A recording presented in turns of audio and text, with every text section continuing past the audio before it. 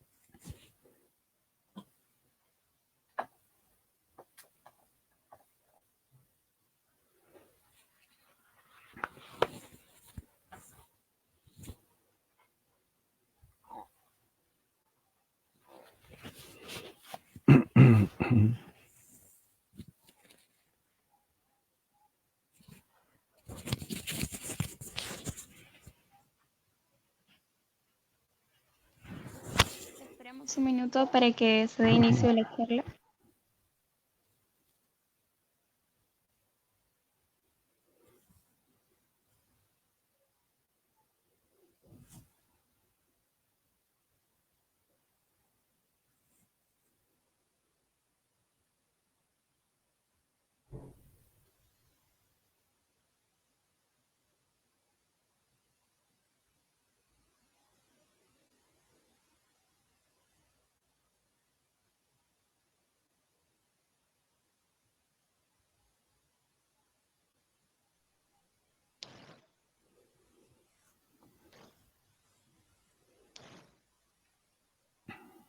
Bien, bienvenidos y bienvenidas al público en general.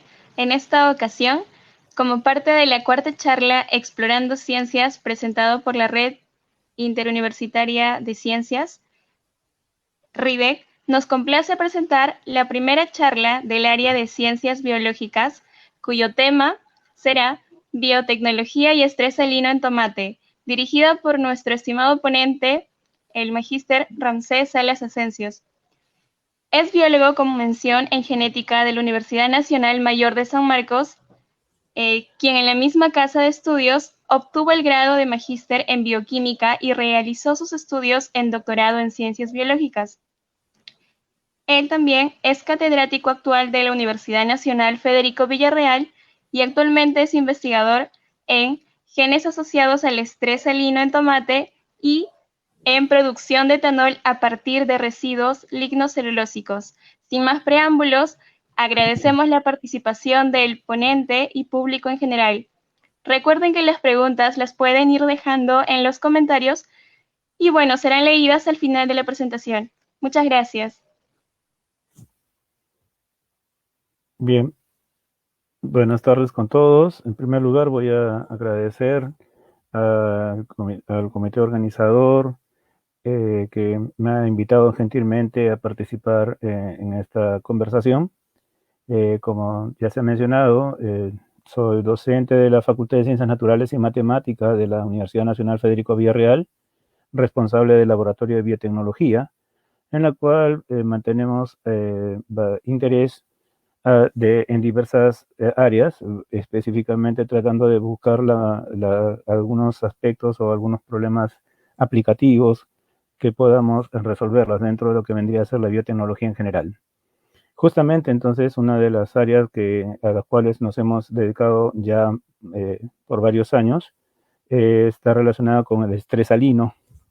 Utilizamos como modelo biológico el tomate, el cual pues vendría a ser también, haciendo la comparación, ¿no? Para la genética, lo que fue la Drosophila melanogaster, el tomate también es para el estudio de las plantas, sobre todo superiores, ¿no? Hay una buena cantidad de trabajos en fisiología, en biología, en diferentes áreas sobre tomate. Pero lo que nos interesa ahora es básicamente lo que viene a ser la productividad, el aspecto productivo. Consideremos que el tomate es una de las de los productos vegetales de mayor consumo y mayor producción a nivel mundial. El comercio del tomate se da en casi todos los países del planeta. Por lo tanto, hay un interés económico detrás, pues, de desarrollar o mejorar la producción de tomate. Sin embargo, ¿cuáles son nuestros problemas? Los problemas fundamentales que tenemos están relacionados sobre todo al área cultivable, ¿no? En nuestro país, aunque tengamos pues una extensión relativamente grande con respecto a otros países, sin embargo, tiene en cuanto a área cultivable, tiene valores bastante escasos, bastante bajos, ¿no? Por ejemplo, acá nosotros vemos, ¿no? Se cultivan 4.2 millones de hectáreas en cultivos anuales y perennes, pero eso solamente representa el 3.3% del territorio peruano. O sea, haciendo una estadística, podríamos considerar pues que hay como 0,16 hectáreas de tierra cultivable per cápita. Entonces, bajo ese criterio, pues estamos en uno de los promedios más bajos, ¿no? Siempre va a haber interés de mejorar la productividad o mejorar la producción dentro de las pequeñas áreas de cultivo que tenemos. Nuestra accidentada geografía es uno de los grandes problemas a los cuales enfrentamos, ¿no? A nivel de la costa, como vemos en el mapa, podemos tomar en cuenta pues, que los valles costeros son las únicas zonas en donde podemos hacer un cultivo intensivo. Pero nos queda, por ejemplo, también que esos valles de la costa chocan a nivel del litoral con una zona desértica sumamente amplia. Por lo tanto, ahí tendríamos también un problema y por lo tanto una oportunidad también de trabajo e investigación, ¿no? Cómo recuperar esas áreas desérticas cercanas a la costa a fin de transformarlas en áreas de cultivo. Imaginémonos todas esas zonas que puedan permitir producir plantas de interés económico, pues por área, nada más, simplemente podríamos imaginarnos una capacidad productiva sumamente grande, ¿no? Ahora, el problema de los valles de la costa está relacionado, pues, que como tales, estos valles tienen que ver con el cauce de un río. Pero este río está en pleno descenso, ¿no? Viene, pues, de las vertientes de los Andes. Y se genera un movimiento, no solamente del agua, sino también un movimiento selectivo de componentes del suelo, lo cual desencadena, pues, entonces la acumulación de algunos minerales y la pérdida de otros minerales. En el caso de los valles de la costa, eso podría estar implicando, pues, la acumulación de ciertas sales y, por lo tanto, la generación del estrés salino. Por otro lado, también las zonas cercanas, como decíamos, a los terrenos áridos, también, pues, están en riesgo de poder acumular contenido salino, contenido de sal, que pueda, pues, afectar la producción. Entonces, ¿qué es lo que ocurre cuando una planta se enfrenta a un medio ambiente, a un terreno que tiene alta salinidad? Se va a generar lo que se llama estrés salino, pero el estrés salino se traduce en varios componentes. Tenemos un componente iónico y un componente osmótico. El componente iónico, por un lado, va a estar relacionado, pues, con la presencia y acumulación de los iones que están en exceso, ¿no? Como sales, pero de los iones que están en el medio ambiente y que son absorbidos por la planta. Por lo tanto, al ser absorbidos por la planta, esta concentración elevada de estos iones van a desencadenar un efecto fisiológico. La planta va a responder de alguna manera. Y una de las maneras, por ejemplo, que se puede observar es el atrapamiento, el secuestramiento de estos iones en vacuolas, en unas vesículas especiales, ¿no? Una internalización de los iones a fin de que no estén, pues, solubles y por lo tanto no afecten las reacciones fisiológicas de la planta. ¿Sí? En el componente osmótico, pues ya tomaríamos en cuenta que si hay concentración de iones en el interior de la planta, entonces va a haber un fenómeno opuesto con respecto a la presencia del agua. Va a haber pérdida de agua. y entonces vamos a desencadenar un estrés hídrico. Todos estos componentes evidentemente afectan de una manera u otra al crecimiento de la planta, a la longitud del ciclo de vida, el ciclo biológico de la planta. Hay un acortamiento del ciclo, por ejemplo, se observa en el caso del tomate. Si las plantas de tomate empiezan a generar sus cosechas, por decir, en promedio entre los 4 meses, de repente hay un acortamiento y la fructificación empieza mucho más antes, ¿no? Por ejemplo, entonces hay respuestas que da la planta con respecto a la presencia de estas concentraciones elevadas de sal, ¿no? Entonces, la cuestión es, número uno, podríamos entonces simplemente estudiar la manera de cómo evitar que haya concentración de sales en el medio. Es un trabajo ya más de geología, más de fisiología de plantas, más de mejoramiento genético, buscando pues a cepas o variedades de plantas que sean cada vez mucho más tolerantes a la presencia de sal, ¿no? Entonces buscamos entonces variedades halotolerantes. Pero por otro lado también el estudio de todos los signos y síntomas que va a presentar la planta como respuesta al estrés salino podrían también servir, de repente podrían tener algún valor de tipo aplicable en todo caso. Entonces, en primer lugar, el estudio de la base biológica del estrés salino nos permitiría de una u otra forma buscar alternativas de investigación de naturaleza aplicable a fin de poder resolver otro tipo de problemas, ¿no? Entonces, eso es más o menos el esquema que nosotros tenemos. Cuando nosotros hablamos de biotecnología, estamos hablando pues de la aplicación del conocimiento que tenemos respecto a todos los procesos biológicos y a la biología en sí de los órganos, de los seres vivos, ¿sí? Con fines aplicativos, ¿no? Buscando pues que ese conocimiento nos permita resolver problemas que están relacionados directamente con el bienestar del ser humano. Una de las cosas que podemos ver en las plantas, por ejemplo, que están en estrés salino, es su acortamiento en cuanto al tamaño. ¿Sí? Hay variedades de tomate que incluso pueden tener crecimiento indeterminado, pero ese crecimiento va a verse limitado según la concentración de sal. Acá, por lo tanto, como estamos viendo aquí, ¿no? Tenemos bandejas con soluciones hidropónicas y mantenemos acá plantas de tomate comercial, por ejemplo. Las soluciones hidropónicas las tenemos agregándole también diversas concentraciones de cloruro de sodio, de sal, y podemos ir observando, ¿no? Cómo es que hay un decrecimiento. Todas estas plantas tienen la misma edad. Y sin embargo, entre 85 y 100 milimolar de sal en el medio nutritivo, podemos observar pues que el crecimiento está sumamente, ¿no? Significativamente deprimido. Eso tiene que ver pues con la disminución en cuanto a lo que vendría a ser, en primer lugar, la cantidad de agua, ¿no?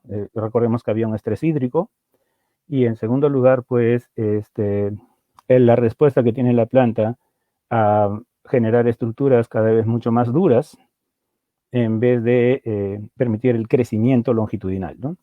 Por eso aquí podemos observar que a través del tiempo, por ejemplo, si bien al principio el porcentaje de materia seca, que es una manera de poder medir la cantidad de tejido producido por la planta, ¿sí? El porcentaje de materia seca al inicio es, vamos a poner el puntero láser, acá está, al inicio es más o menos estadísticamente igual.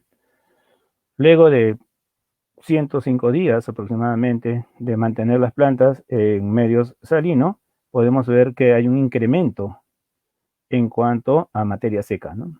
Es decir, la planta está generando más tejido, por ejemplo, y menos cantidad de agua, ¿no? Menos acumulación de agua en el interior. Lo mismo sucede con las hojas, por ejemplo, ¿no? Como estamos viendo aquí, las hojas disminuyen en tamaño, disminuye por lo tanto el área foliar. Si disminuye el área foliar, va a disminuir la capacidad de fotosíntesis. Y también va a disminuir, entonces, bueno, la planta hace esto a fin de evitar la pérdida de agua por transpiración, ¿no? Aparte del cierre de estromas, por ejemplo, pero también podemos ver que disminuye el tamaño, ¿no? El disminuir el tamaño disminuye también la capacidad de fotosíntesis. Entonces, hay toda una serie de mecanismos fisiológicos de una planta en estrés salino. Estudiando estos mecanismos es donde nosotros podemos empezar a sacar o a obtener temas de investigación con objetivos más aplicativos, ¿no? La respuesta del estrés hídrico está relacionado pues con respuestas de tipo estructurales, como la producción de componentes que protegen membranas, la generación de transportadores tipo acuaporinas, el secuestro iónico que decíamos, que tiene que ver pues con un sistema valga la palabra, ¿no? Secuestro de estos iones e internalización en vacuolas, ¿sí? Y la síntesis de diversos compuestos que van a permitir que haya una respuesta positiva a la presencia de sales en el medio, ¿no? Compuestos osmóticamente activos, como, por ejemplo, los aminoácidos, la prolina, un derivado de aminoácidos, la betaína, azúcares. El movimiento, la movilización de azúcares dentro de la planta es bastante grande, ¿sí? El movimiento es fundamentalmente la circulación de azúcares es bajo la forma de sacarosa, el disacárido, pero sin embargo también aparece en mayor cantidad azúcares libres, monosacáridos, como la glucosa, ¿no? Por otro lado, hay respuestas fisiológicas, como por ejemplo daño oxidativo por la presencia de radicales libres. Y en general, todas estas respuestas al estrés hídrico tendrían que estar pues relacionadas con activación de genes, y en muchos casos esos genes activados permitirían la producción de proteínas. ¿Qué tipo de proteínas se producen en respuesta al estrés salino? Esa es una pregunta muy interesante, muy importante. Si yo puedo conocer este tipo de las proteínas que están asociadas a la tolerancia al estrés salino, más adelante podría tratar de investigar la posibilidad, la capacidad de poder insertar estos genes o intercambiar estos genes entre plantas taxonómicamente relacionadas, sea utilizando trabajos de transgénesis o sea utilizando pues hasta cruces de variedades o cruces interespecíficos, induciendo cruces interespecíficos, ¿no? El caso de los agentes osmóticamente activos para el tomate, nosotros conocemos que uno de los que sí se acumula y en mayor cantidad es la prolina. Sobre todo, la prolina, vemos acá en hoja, en primer lugar, claro, en tallo, acá en color azul, y en hoja, en el color rojo. ¿Sí? La presencia de prolina de cualquier compuesto en tallo podría estar relacionado pues con una posición circulante, ¿no? El tallo básicamente tiene pues los vasos en donde circulan todos los componentes, los nutrientes y los factores que van siendo producidos por la planta. Es como un sistema circulatorio para la planta. Entonces no nos sorprende, en todo caso, que haya un incremento de algún componente en el tallo, en vista pues de que podríamos estar considerando que esto nos está señalando que ese componente está en plena circulación, ¿no? Aumenta, entonces, por lo tanto, la circulación de prolina por toda la planta. Pero cuando en órganos como las hojas, la raíz, hay un incremento de estos compuestos, entonces ahí estamos haciendo ver pues que se está almacenando, ¿sí? La prolina tiene un efecto osmótico, es decir, para tratar de afectar la densidad del citoplasma y de esa manera evitar la pérdida de agua. Se sabe también que la prolina es un activador de una serie de proteínas y de enzimas y que tiene también una acción hasta incluso antioxidante, ¿no? Estudios al respecto nos han permitido mostrar que una de las respuestas que uno esperaría o que podría esperar generar a una planta que sea bastante tolerante al estrés salino sea pues la acumulación de prolina en hoja, por ejemplo. Y no solamente se podría acumular dentro de las hojas. Esto después ha permitido, pues hay muchos trabajos que se han hecho que han mostrado que incluso la aplicación externa de prolina en las hojas también ayuda a la planta a responder positivamente al estrés salino, es decir, a generar cierta tolerancia al estrés salino. Otros compuestos como azúcares. Decíamos que la sacarosa, el disacárido, es principalmente el azúcar principal que circula en la planta. Pero cuando nos encontramos, o cuando la planta se encuentra en estrés salino, además de la sacarosa, también podemos observar que los monosacáridos, sobre todo azúcares de tipo reductor, también se van incrementando, principalmente en hoja, como estamos viendo aquí en esta figura, ¿no? Aumentando la presencia de sal en el medio de cultivo, vemos que también en la hoja hay una acumulación de monosacáridos, ¿no? De azúcares reductores, que van a tener una naturaleza, una capacidad de tipo protectora, osmoprotectora, igual, ¿no? Con respecto a la densidad del citoplasma para evitar la pérdida de agua, sí, pero si se acumulan azúcares simples, eso también debe tener un efecto sobre la calidad de un producto, en este caso de hojas. ¿Qué pasa en los frutos? ¿También habrá acumulación de azúcares reductores? Pues nosotros hemos estado revisando, por ejemplo, la concentración de azúcares en frutos, azúcares simples, ¿no? Reductores en frutos, el pH de los frutos, y también hemos evaluado la conductividad eléctrica como una medida indirecta de lo que vendría a ser la concentración de diferentes iones y diferentes minerales en el fruto del tomate. Y observamos en todos los casos que acá los días me representan los días de cosecha, o sea, la primera cosecha es a los 65 días, la segunda a los 95 y la tercera a los 125. Y podemos observar que la concentración de azúcares simples en los frutos de una planta en estrés salino se van incrementando, al igual que la conductividad eléctrica.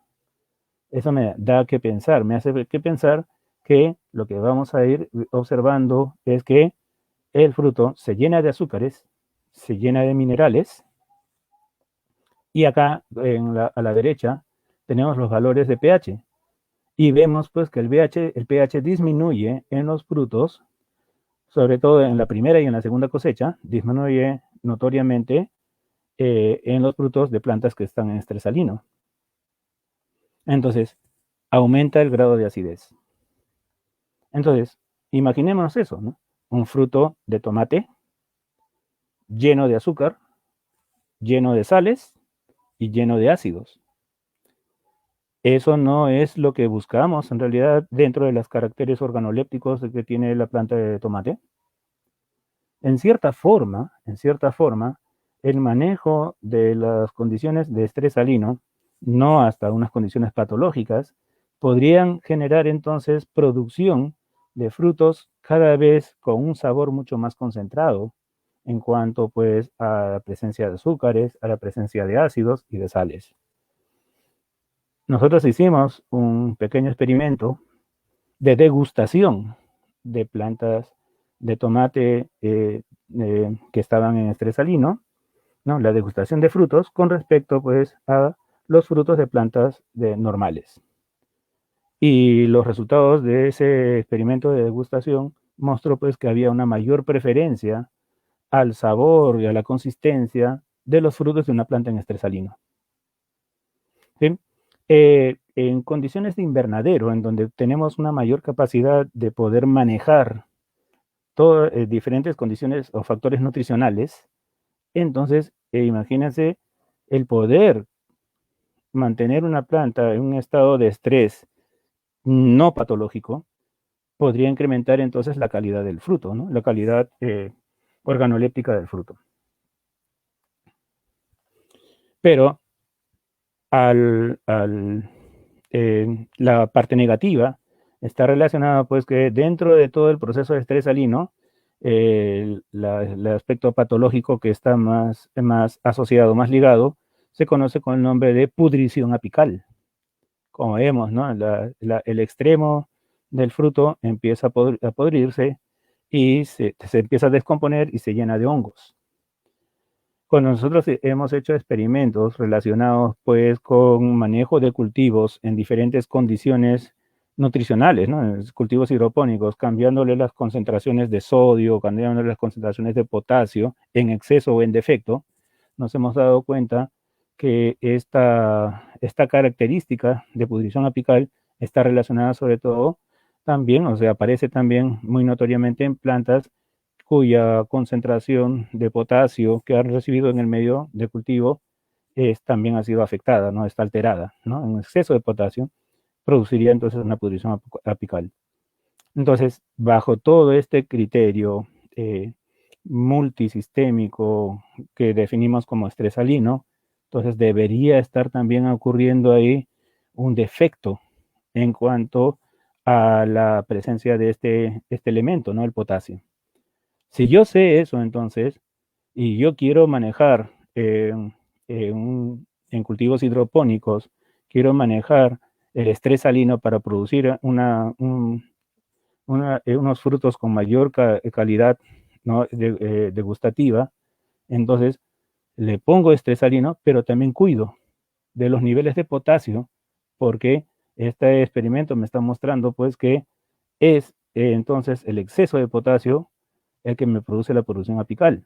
Entonces, si yo evito este exceso, entonces podría yo estar evitando la pudrición y así de esa manera, la mayor cantidad de frutos que están produciéndose, pues tendrían las características que yo quiero y no sufrirían de esta patología. Entonces, estamos manejando las diferentes condiciones que están relacionadas a lo que viene a ser el estrés salino, y las estamos manejando más bien desde el punto de vista favorable, ¿no? Favorable en cuanto a productividad. Evidentemente, los cambios fisiológicos que puedan ocurrir en plantas van a estar relacionados directamente con una expresión diferencial de genes y una producción también diferencial de diversas proteínas.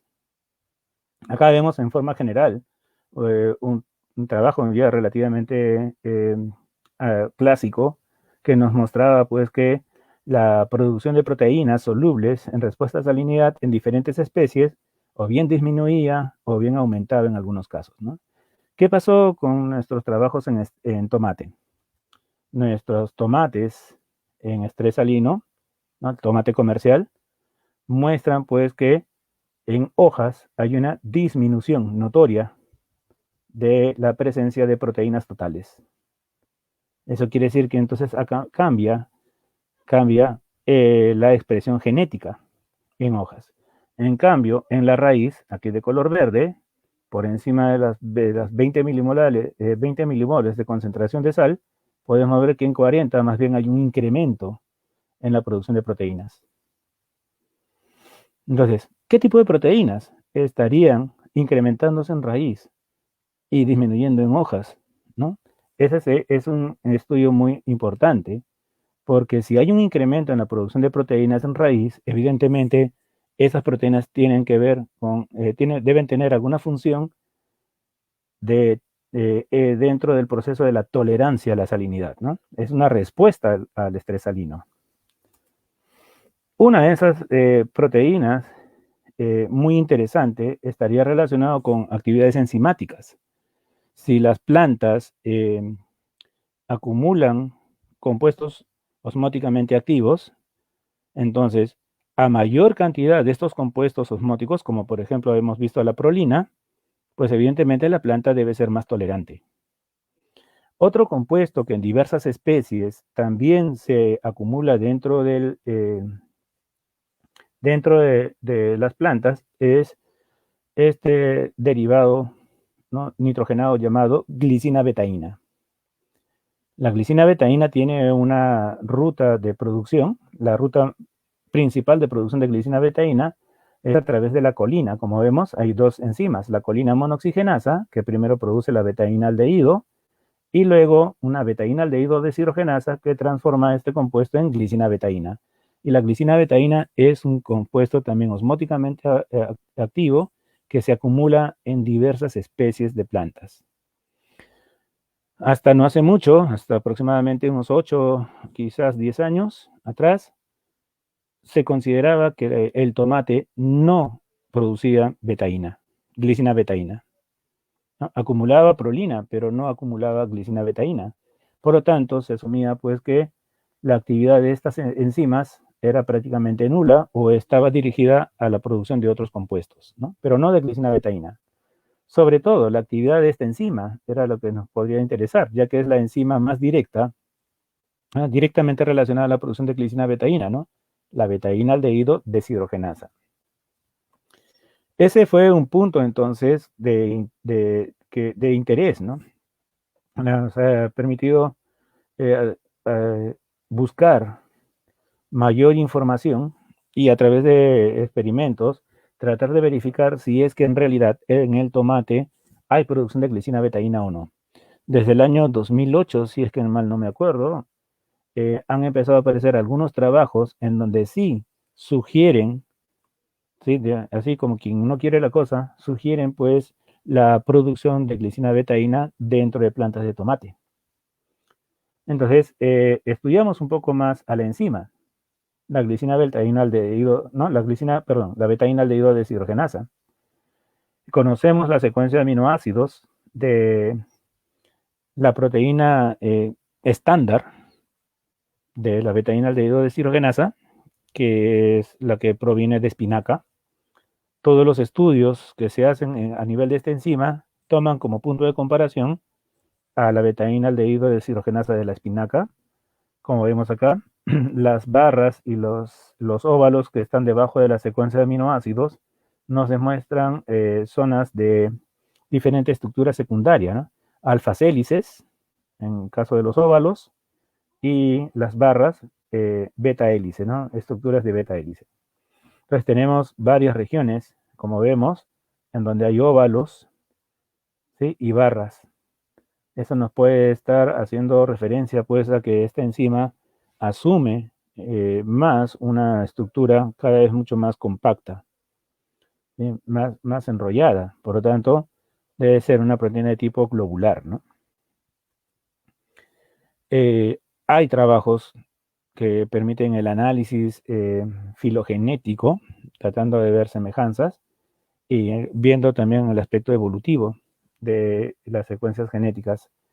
Para nosotros, en un primer momento, el análisis lo hicimos en aminoácidos. No nos interesa mucho, no nos interesaba mucho ver el aspecto filogenético, ¿no? O sea, cómo fue apareciendo este gen y cómo ha ido evolucionando a través de los diferentes órdenes de plantas. Más bien lo que nos interesaba es ver cómo estaba la distribución.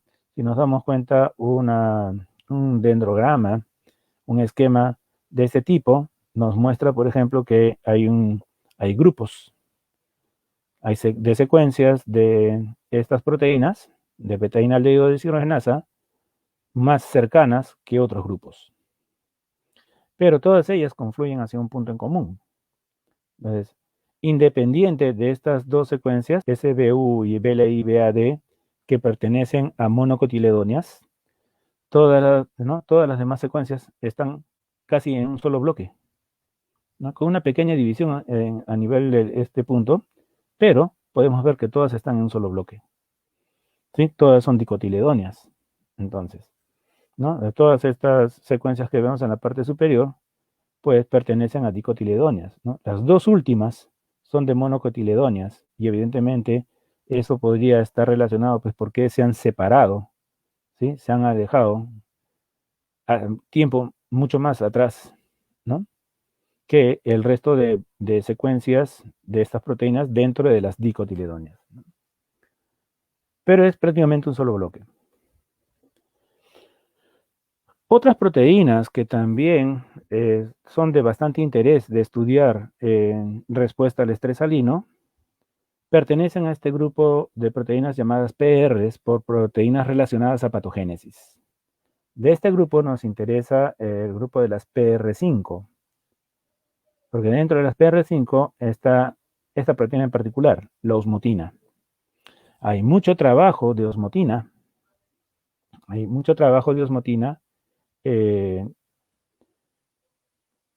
como una proteína de respuesta al estrés salino, ¿no? En diferentes especies. A diferencia de la betaína-aldehído deshidrogenasa que, como decíamos, se ha estudiado, primero fue estudiada, secuenciada y descrita en espinaca, pero a partir de ahí se empezó a estudiar en diferentes especies. En tomate, por mucho tiempo, no se ha demostrado que haya expresión del gen de la betaína-aldehído deshidrogenasa. Bueno, en la osmotina, todo lo contrario. La osmotina fue descubierta en tabaco, que es una solanácea, y el tomate pertenece a este grupo también. Entonces, es una proteína más que con mucha seguridad podríamos indicar que está presente, pues debe estar presente en el tomate, ¿sí? Y en respuesta a estrés salino. Acá vemos la secuencia de aminoácidos. En este caso, empieza con A, en vez de empezar con M de metionina, ¿no? Asumiendo pues que, recordemos que el primer aminoácido que debe permitir la síntesis de una proteína es la metionina, pero acá aparece con A, y eso por el hecho pues de que antes de esta letra A hay una secuencia de aminoácidos que se conoce con el nombre de péptido señal. Y este péptido señal sí comienza con metionina, o sea, el primer aminoácido es metionina, luego viene una secuencia de aminoácidos adicional, no toda esa secuencia se llama péptido señal, y siempre va a estar presente ese péptido señal en proteínas que forman parte de la membrana, de estructuras de membrana, sea membrana celular o membrana de las organelas, o en proteínas que son de secreción.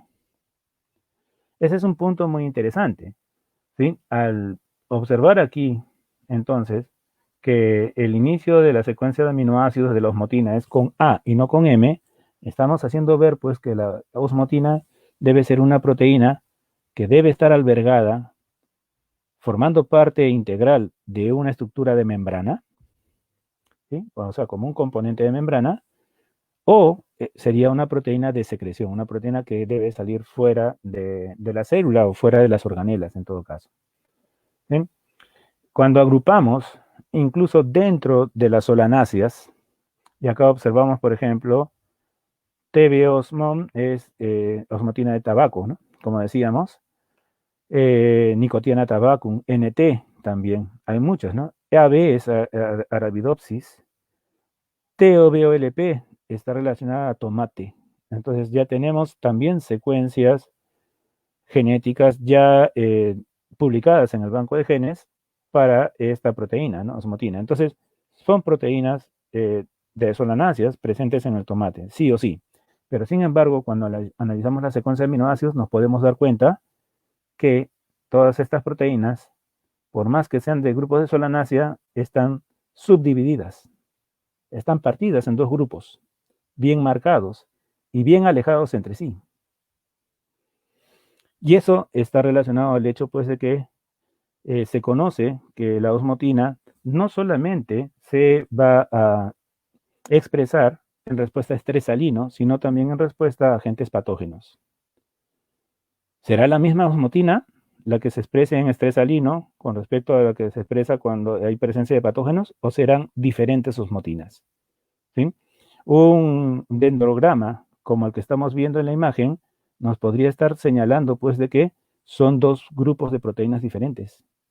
Algunas de ellas deben sí estar relacionadas a respuesta a estrés salino y otras más bien a respuesta a patógenos, ¿no? A infección de patógenos. Acá vemos, pues, la osmotina es una proteína relativamente pequeña, 26 kilodaltons, y miren ustedes, la expresión se va a dar por diferentes factores, ¿no? Daños físicos, desecación, salinidad, patógenos de tipo hongos o virus, y hormonas. Esto es interesante. Una proteína que responde a patógenos, sobre todo hongos. Phytophthora es una de los hongos que pueden inducir la producción de osmotina en varios cultivos, sobre todo también en solanáceas. El estrés salino también, como es nuestro interés, ¿no? Pero eso me lleva entonces a pensar que si una planta que está en estrés salino produce mayor cantidad de osmotina, ahí también podría estar expresándose la osmotina que responde a patógenos, o sea, que protege a la planta de patógenos. O sea, ahí podemos ver también un punto de aplicación. ¿Por qué no estudiar la composición de las proteínas de tipo osmotina que pueden expresarse en mayor grado en plantas con estrés salino y estudiarlas con respecto a su actividad antifúngica? Por ejemplo, acá yo tengo una placa Petri con cultivos de un hongo. Y como podemos observar, en el medio tengo un pozo en donde le puedo echar un extracto de plantas que están mantenidas bajo estrés salino. Diferentes niveles de estrés salino. Entonces, acá le agrego el extracto y por difusión, este extracto pues va a empezar a difundir de manera radial en el agar. Y puede tomar contacto con las colonias de hongos que están creciendo. Si hay una actividad inhibitoria, entonces voy a ver una cosa como las que estamos viendo aquí, ¿no? Si ustedes se dan cuenta, las colonias de hongos van a desarrollarse a partir de un sembrado por puntura. Aquí en la parte inferior podemos ver con más detalle pues, la presencia del punto en donde se colocó una mínima muestra de hongo y a partir del cual se ha desarrollado toda la colonia. Por lo tanto, entonces, igual sucede en este punto, ¿no? Pero observemos, si se va a desarrollar la colonia de manera radial, entonces yo debería tener un cultivo de hongo, una colonia de hongo totalmente circular, completamente circular. Y sin embargo, este hongo es circular por esta parte, pero aquí está aplanado. Veo como una muesca. Y es la zona en donde ha tomado contacto con el extracto de la planta, ¿no? Extracto de hojas de la planta en estrés. Entonces quiere decir que esta planta que estaba en estrés tiene en sus hojas producida algún agente que tiene naturaleza antifúngica. Puedo medir las distancias, ¿sí? Las distancias de los radios de la colonia, evidentemente, para un lado, para el lado opuesto del extracto, es mayor que para el lado de contacto. Y entonces, en base a eso, puedo medir la actividad antifúngica de ese extracto. Y como vemos, por ejemplo, aquí tenemos una figura en donde nos muestra los resultados de ese tipo de trabajo. Puedo evaluar la inhibición del crecimiento de la colonia del hongo en base a extractos de plantas de tomate en estrés salino. Y observamos que a medida que la presencia de sal en el medio de cultivo es mayor, es mucho mayor la capacidad de inhibición del hongo. Hemos tenido para un cultivo utilizando 0,15 mililitros de un extracto de acuoso de la planta, que a 120 milimolar hay una mayor capacidad inhibitoria del hongo, ¿no? Cuando aumentamos el volumen de la planta, podemos observar un poco más al respecto, ¿no? Y como vemos aquí en la parte inferior, ¿no? Podemos observar a mayor distancia del hongo, aún así a 120 milimolar, vemos con 0,15 mililitros del extracto, aquí en color azul, vemos pues una mayor capacidad inhibitoria, ¿no? Entonces, estamos creando aquí un sistema que nos va a permitir medir la capacidad antifúngica que tienen los extractos de plantas en estrés salino. Bajo este criterio, yo utilizaría pues 0,15 mililitros como volumen de extracto y 120 milimolar como condición estresante, ¿no? Contra, por ejemplo, este hongo de aquí, que si no me equivoco es Rhizopus, por ejemplo. Finalmente, otro tipo de estudios ya tienen que ver con el mejoramiento de los cultivos que son sensibles a estrés. Bajo este criterio, el estudio filogenético del género Solanum ha mostrado, por ejemplo, que existen plantas de tomate silvestre muy cercanas a Solanum lycopersicum, que es el tomate comercial. Tenemos Chesmaniae, Galapagense, Pimpinellifolium, Solanum lycopersicum silvestre, ¿no? Abrochaites, por ejemplo, también. De todas ellas, algo interesante, Solanum pimpinellifolium es la única planta de tomate silvestre cuyos frutos son rojos, al igual que nuestro tomate comercial. Galapagense, Chesmanie, Abrochaites nos producen frutos verdes o amarillos. Pero Pimpinellifolium en realidad nos produce un fruto exactamente similar en características al del tomate silvestre, pero al del tomate comercial, claro que de menor tamaño. Acá, aquí podemos observar, por ejemplo, plantas de tomate, ¿no? De Solanum pimpinellifolium provenientes de Ica, por ejemplo, a los 55 días y a los 63 días de cultivo en diferentes condiciones de estrés salino. Evidentemente, las mayores concentraciones de sal en el medio están aquí a la izquierda. Pero podemos observar que la planta de tomate, pasando los 60 días, se recupera, valga la palabra, y por lo tanto puede mantener su verdor, mayor follaje, ¿cierto? Aun cuando hay concentraciones relativamente altas de sal en el medio. Hicimos la prueba comparando el crecimiento de Solanum pimpinellifolium proveniente de Ica con Solanum pimpinellifolium proveniente de Barranca y hemos visto diferencias en cuanto al crecimiento y en cuanto a la acumulación de azúcar, incluso dentro de la misma especie, ¿no? Pero provenientes de diferentes regiones. Las plantas de Solanum pimpinellifolium son más tolerantes, mucho más tolerantes a la salinidad. Acá estamos viendo la presencia de cultivos hasta de 120 y 160 milimoles de cloruro de sodio. En el caso del tomate silvestre, a 80 milimoles ya empieza el estrés, a 100, 120 como máximo podemos tener una planta en crecimiento, ¿no? Más arriba, concentraciones más altas, deprime por completo a la planta, impide su crecimiento, ¿no? Acá vemos, por ejemplo, características del tomate silvestre, ¿no? Pimpinellifolium, en diversas variedades provenientes de Ica y Barranca, por ejemplo, ¿no? En dos grupos, ¿no? Las plantas de tomate silvestre provenientes, en este caso, de Barranca, son mucho más sensibles en cuanto a la germinación.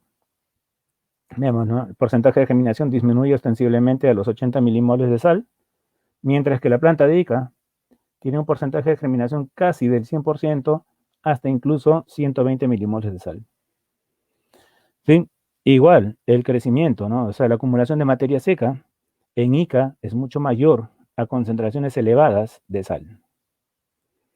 Entonces, no solamente es cuestión de poder interesarnos en una especie silvestre, sino en qué variedad de esta especie silvestre se presenta una mayor tolerancia, una mayor resistencia a la salinidad. Entonces, si hay una mayor tolerancia, evidentemente que desde el punto de vista genético deben también haber expresiones de varios genes y por lo tanto producción de proteínas que van a favorecer entonces el desarrollo de la planta en condiciones tan grandes de estrés salino como 120 a 160 milimolar. ¿Sí? Estas plantas de tomate silvestre pueden crecer muy cerca al litoral de nuestra costa. Pasamos por Barranca, pasamos por Ica, en zonas totalmente casi desérticas o semiáridas, y de repente aparece una pequeña plantita sola, ¿no? Pequeña, solitaria ahí, con unas cuantas hojas, pero todavía está viva, en condiciones salinas muy altas. Lo interesante entonces es hasta qué punto podríamos nosotros pensar en inducir cruces interespecíficos entre las plantas de tomate comercial y estas plantas de tomate silvestre, Pimpinellifolium, para que haya una transferencia de estos genes relacionados a salinidad. O más allá, buscar la manera de cómo poder insertar los genes relacionados a la respuesta a la tolerancia a la salinidad, mejor dicho, presentes en plantas de tomate silvestre e insertarlos en plantas de tomate comercial. Y de esa manera producir plantas de tomate comercial que generen frutos grandes, llenos de minerales y azúcares y ácidos, y que sean altamente tolerantes a la sal, ¿no? Si lográramos eso, tendríamos pues nuestro litoral cada vez con un mayor atractivo para poder producir plantas de tomate mejoradas, ¿no? Este es un trabajo final que hemos estado trabajando, o que hemos estado realizando respecto a los genes, a las secuencias genéticas para estas dos proteínas, osmotina por un lado y betainaldehído deshidrogenasa por otro lado. Estamos aquí mostrando en la gráfica valores de expresión relativa de los genes para osmotina, tanto en el tomate comercial y abajo, Solanum pimpinifolium, en el tomate silvestre, en respuesta, en relación a la presencia de diferentes concentraciones de sal. Podemos observar, para el caso de la osmotina, que a 80 milimolar hay una mayor expresión relacionada pues con respecto a las condiciones normales, ¿no? En el caso del Solanum pimpinellifolium, el pico de expresión del gen de la osmotina se da a los 40 milimoles. Como que la planta de tomate silvestre reacciona más rápido a la presencia de sal, ¿no? A menos concentración de sal ya está expresando más su osmotina. Lo interesante, lo doble interesante es para respecto a la secuencia genética de la betainaldehído deshidrogenasa. Habíamos mencionado hace un momento de que la literatura decía hasta más o menos unos 10 años atrás de que no había expresión de este gen, ni menos producción de glicina betaína por parte del tomate.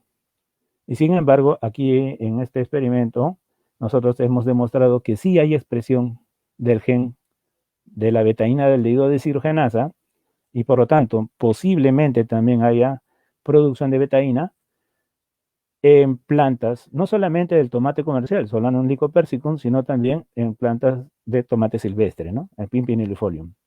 Y la expresión del gen, como vemos acá, también para el tomate comercial es mayor a los 80 milimoles y es mayor a los 40 milimoles en plantas de tomate silvestre.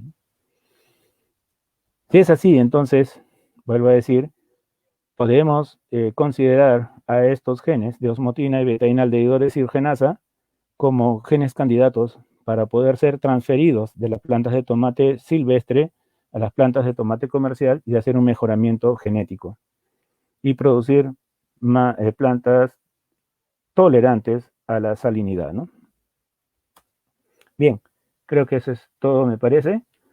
No, tenemos una serie no solamente es betainaldehído deshidrogenasa y también osmotina, como hemos estado, acá vemos una serie de marcadores que son usados para poder evaluar la capacidad de tolerancia a la salinidad en diferentes especies, ¿no? Ahí tenemos arroz, algodón, etcétera.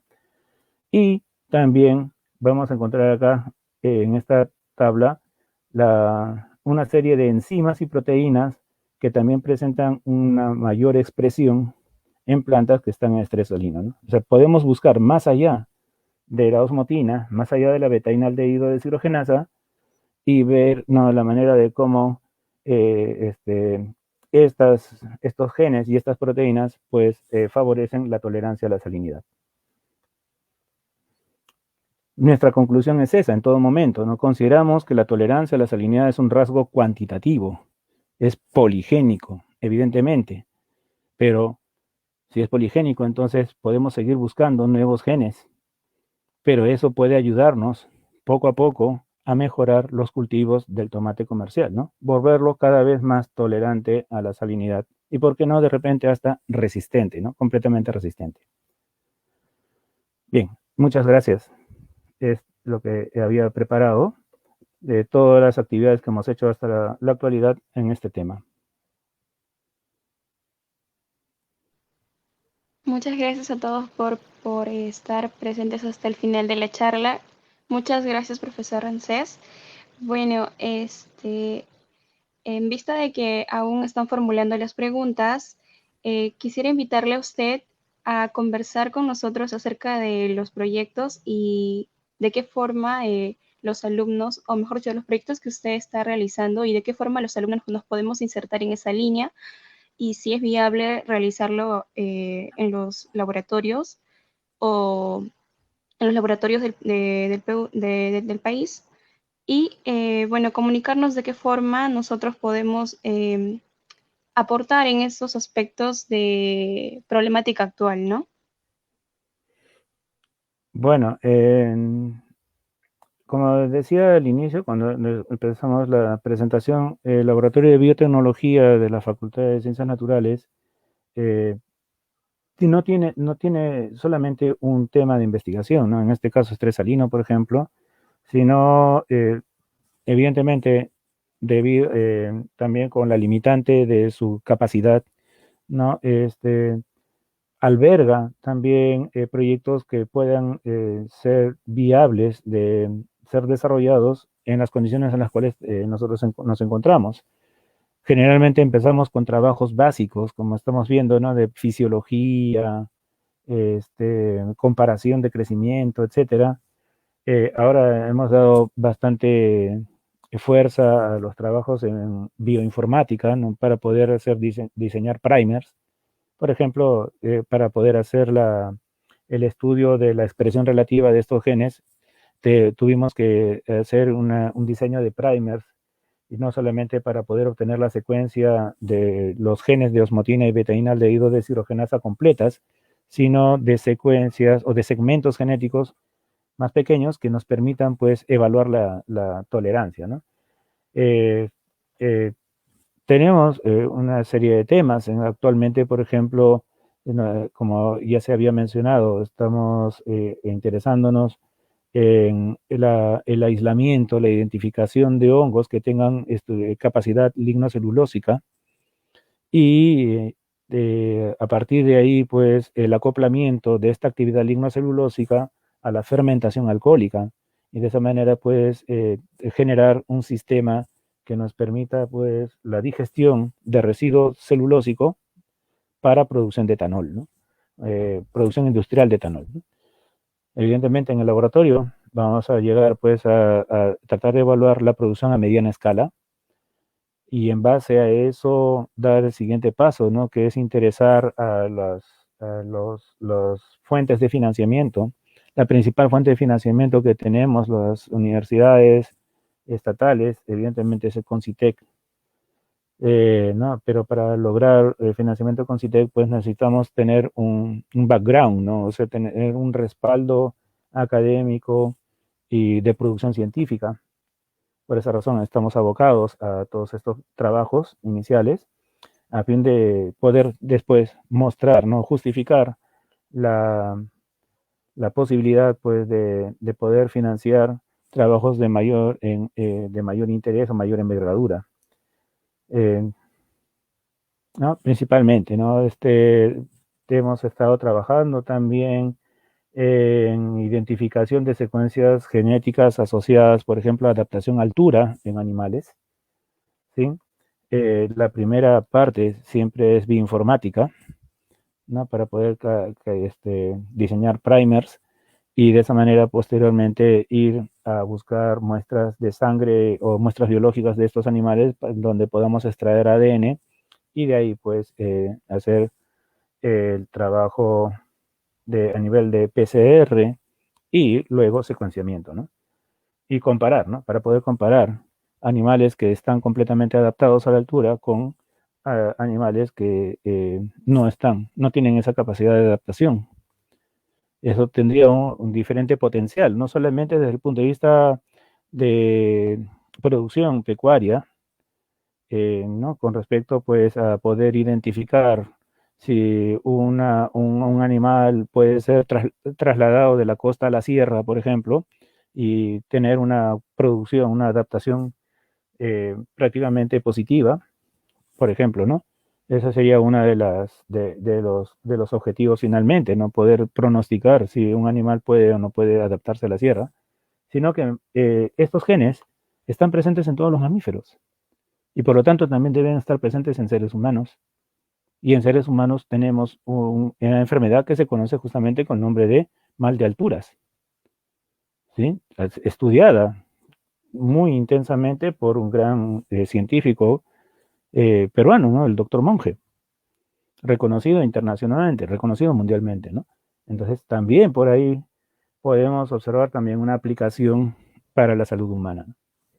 Ahora, como digo, ¿no? Dependiendo de la capacidad limitada que nos permite aceptar un número relativo de participantes, nosotros planteamos trabajos a nivel tanto de práctica preprofesional como a nivel de tesis. Entonces, poco a poco ya estamos juntando un equipo de tesistas, ¿no? Tenemos tesistas que han estado desarrollando a diferentes niveles, ¿no? Han participado también en diferentes niveles en el trabajo con respecto a estrés salino y también tesistas que han planteado sus trabajos tanto en producción de etanol como también en lo que estábamos hablando de los genes de adaptación a altura. La idea es al máximo posible acoger, conversando muy bien con el estudiante, viendo si hay coincidencia o concordancia de objetivos en cuanto a los temas de investigación, podemos acoger, ¿no? a los estudiantes para poder desarrollar algún tipo de estos trabajos. Muchas gracias, profesor. Bueno, tengo una pregunta. ¿Qué diferencia o qué ventajas conlleva utilizar concentraciones óptimas para que la planta pueda tener características beneficiables comercialmente y organolépticas de sal, usando concentraciones de sal, a usar, por ejemplo, microorganismos, ¿no? Que o sea, no supuestamente en sí tienen la capacidad de ser potenciadores de crecimiento como los PGRP? ¿Qué diferencia habría? O sea, ¿cuál es la ventaja, ¿no? Al momento de que uno desea mejorar este tipo de cultivos, ¿por qué elegiría utilizar esta técnica? Claro está que el uso de microorganismos en el país es poco regulado, o no sé qué opinión nos podría aclarar. Sí, cómo no. Bueno, yo diría, por ejemplo, ¿no? ¿En qué casos, ¿no? La pregunta creo que va a ese nivel, ¿no? ¿En qué casos yo podría tratar de trabajar con lo que hemos estado exponiendo, ¿no? Según lo expuesto, ¿no? De manejar concentraciones de sal y concentraciones de minerales y de esa manera optimizar no tanto la producción en cuanto a cantidad, sino la producción en cuanto a calidad, ¿no? Hemos hablado de que aumenta la calidad organoléptica, ¿cierto, no?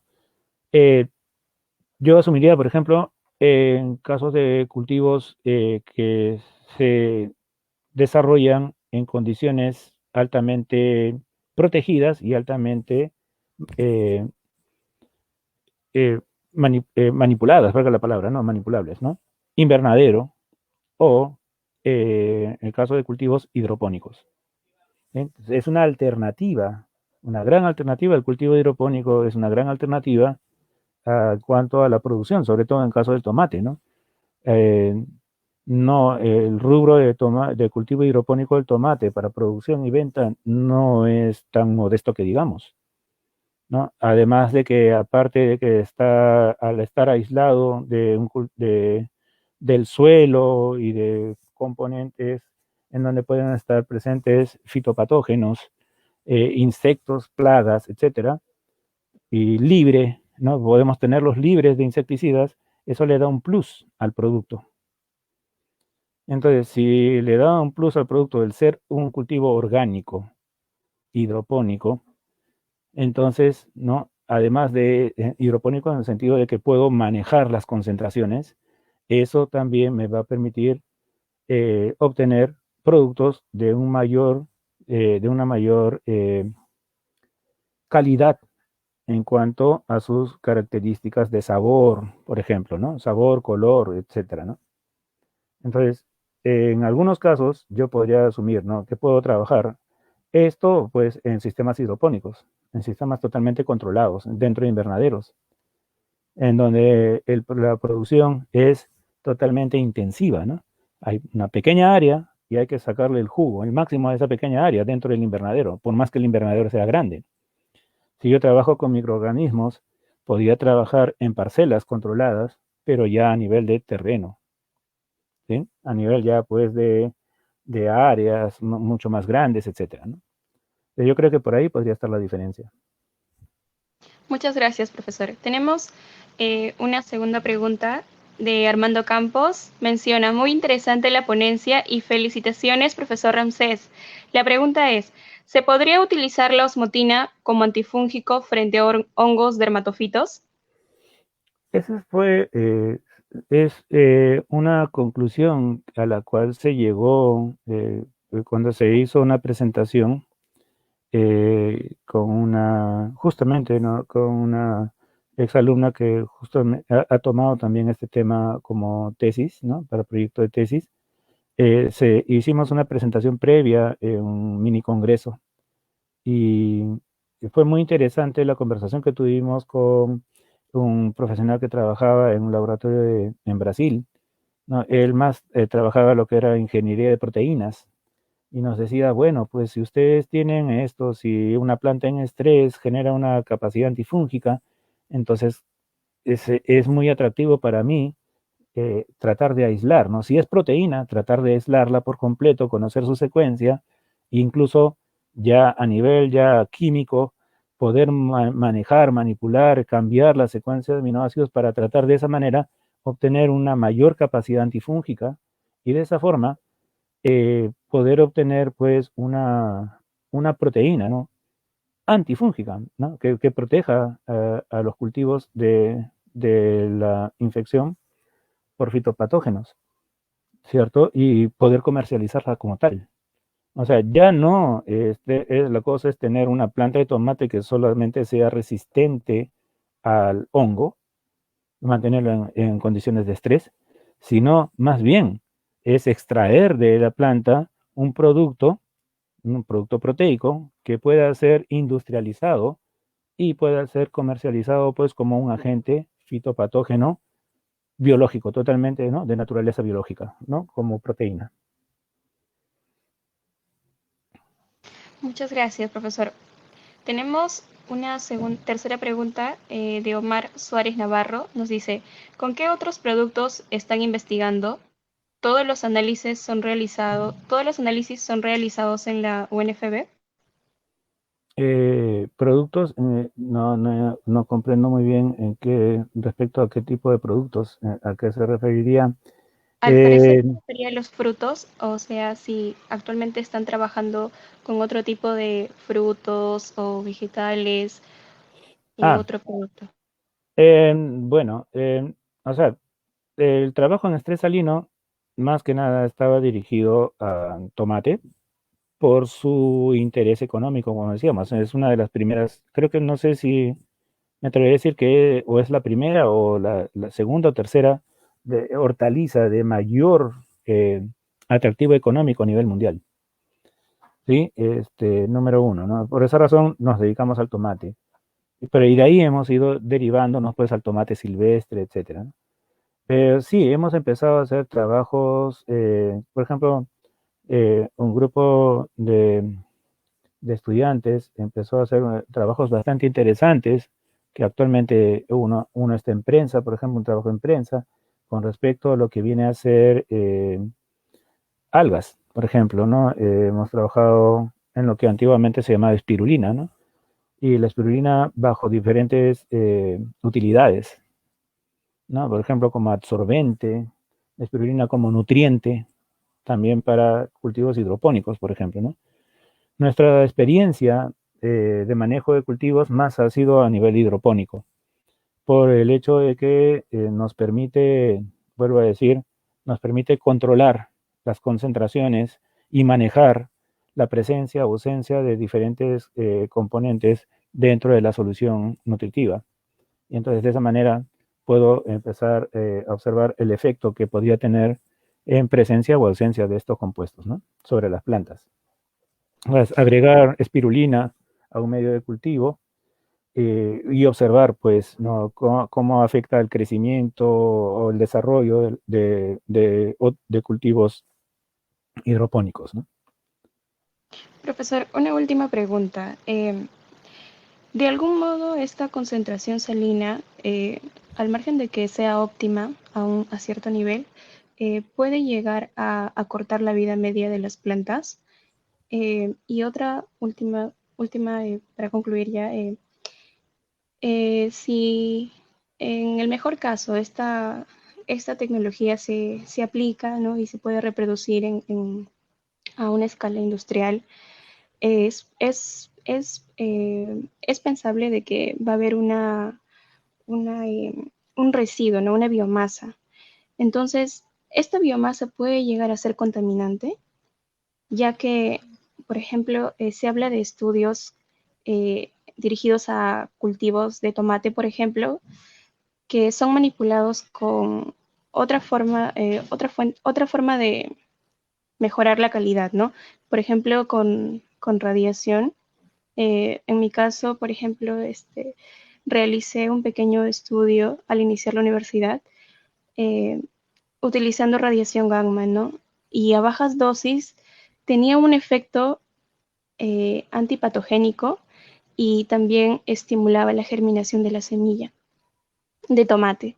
Entonces, por esto se decía que era un tipo de energía, o mejor dicho, un tipo de técnica limpia, ¿no? Muchas gracias. Ujú. Bueno, por un lado, ya se me estaba yendo la primera pregunta, pero mientras tanto yo podría ir comentando algunas otras cosas. Estamos hablando aquí, por ejemplo, de un mejoramiento de plantas bajo un sistema totalmente biológico, ¿no? A nivel hidropónico, por ejemplo, ¿no? A nivel de invernaderos, la producción de plantas, evidentemente va a ir generando pues residuos. Pero no olvidemos, esos residuos son netamente vegetales, o sea, son totalmente orgánicos, en primer lugar. Y si provienen del suelo, pueden devolverse al suelo. Es decir, en pocas palabras, si yo me dedico, por ejemplo, a hacer producción de tomates hidropónicos, hago mis cosechas y todo lo demás, y luego, pues de un cierto tiempo, las plantas tienen que ser sacrificadas para poder ser renovadas por una nueva generación de plantas a utilizar, ¿no? Después de un número de cosechas determinado. ¿Qué hago con los residuos?